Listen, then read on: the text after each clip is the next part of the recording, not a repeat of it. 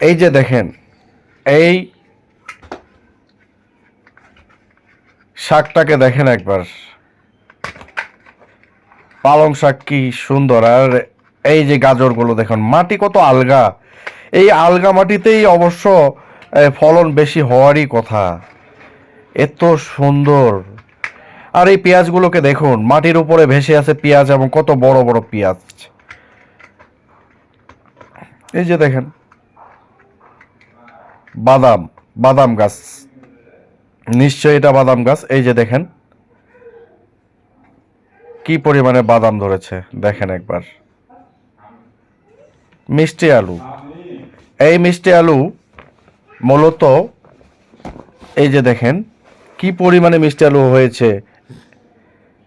এত পরিমাণে মিষ্টি আলু, আসলে মাটি ঝুরঝুরা যতই করবেন ততই কিন্তু আপনার ফলন বেশি হবে। উর্বর